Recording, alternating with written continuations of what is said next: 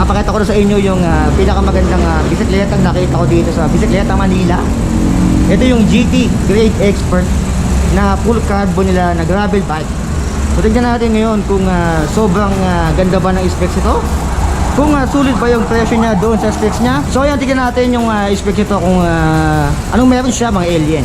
So sa frame niya, itong frame niya is full carbon to mga alien. Nakalagay na HSM high mode carbon matrix. And dito naman sa top tube mga alien, meron ditong feeling ko lagayan to ng ulam. And sobrang dami niya mga alien. Sa top tube yan yung kanyang top tube. May grade na nakalagay. Itong reach na nga pala, nalaglag yung talig ko. Wait lang. Itong sa top tube ng mga alien, papakita ko sa inyo yung sukat nito. Nakalagay dito, yan, sobrang kulang malinaw, malabo. Yung stock niya 591mm. And yung reach niya is 393mm. And yung sukat ng kanyang seat tube is 55. So pang higante mga alien. Ano, pang higante pero medium siya. Iba yata yung size nung sizing ng mga gravel bike o road bike ng GT.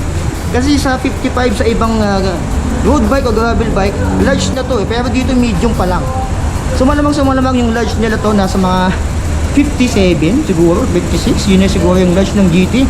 May tatlo dito na lagayan din ng ulam. So alam niyo na, pag gravel bike kasi mga alien, pang bike touring talaga to.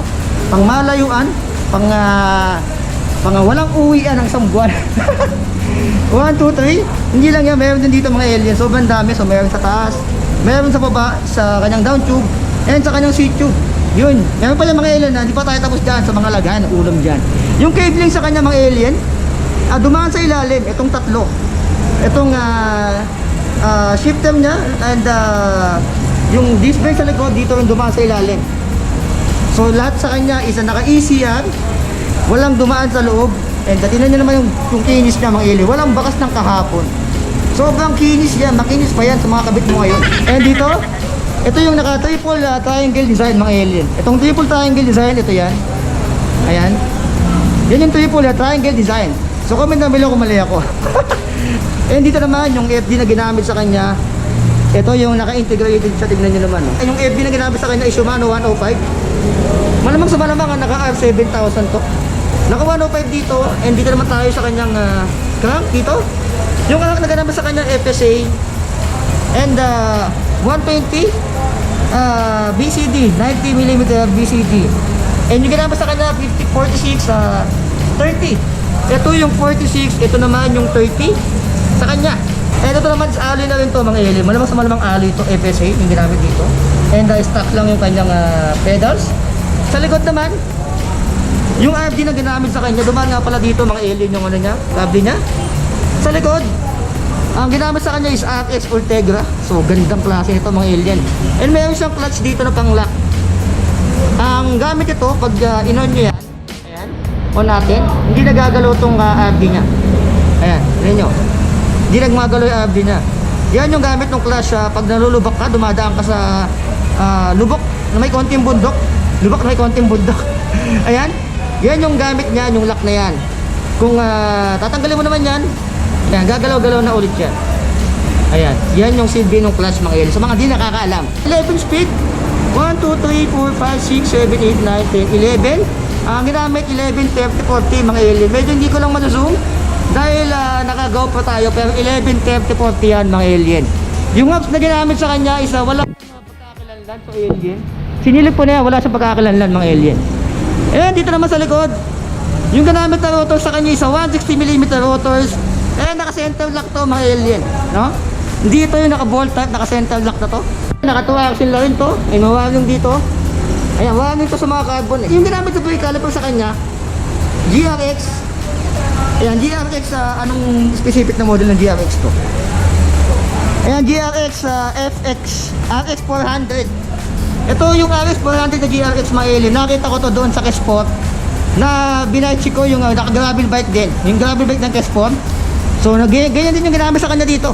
Seat post, maliit lang seat post. Ito hindi ko maano yung sukat. Nasa 27 lang yata ito. Yung sukat ito, maliit lang siya. Kaya hindi siya na-quick release. So madamot. Hindi siya nagpapahiram ng seat post. Malamang sa malamang carbon din to. Ayan, ayoko lang pitigin dahil baka mayupe. Makabahid tayo dito. Magtrabaho tayo dito ng ilang taon. Ayan, nakagay dito. Ay, itong 16mm max and fabric yung ginamit sa kanya na saddle. Malambot mga alien, magandang klase. Sa kanyang port, carbon din to mga alien. And yung tapered na rin, kaya ako doon nagkakamali, naka-tapered na rin. And dito, yung port niya may mga lagayan dito ng ulam. Ang tatlo to mga alien. Meron sa taas, meron sa down tube, seat tube, and sa port meron din. So panggalaan talaga to. Dito nilalagay yung mga pannier pag gumagala ka mga alien. Kaya sa likod. Kasi wala lagay ng kabit sa likod. Dito naman sa unahan, naka-2 axle din. Yung ginamit sa kanya, and yung hubs niya isa saka center lock din dito sa kanyang unahan. And 160mm motors din, and GRX din yung ginamit sa kanya. Itong GRX yata, naka-ano na yata to? 140, and then 160mm, pero minimum na 140 hanggang 160. Ito, yung kanyang ano dito, yung GRX na caliper brake. And meron din dito sa port sa kabila, may lagayan din ang ulam mga alien. And yung ginamit na gulong, ito nano, nakabaliktad lang pero nano 700 by 40C. So sobrang lapad yan, malapad pa yan sa mukha mo. Tingnan mo. Ayan no. Yan yung 40C. Literal na gravel bike mga alien. Ayan. Yan yung 40C. Tingnan nyo naman. Sabihin ko okay na to, ginapakapalan yung mukha nyo. So ayan na yun. Yan na yung 40C. Magandang klase na to mga alien. Ito, naka-pesta yung kanyang ano dito. Sa unahan, meron siya ditong GT na nakalagay.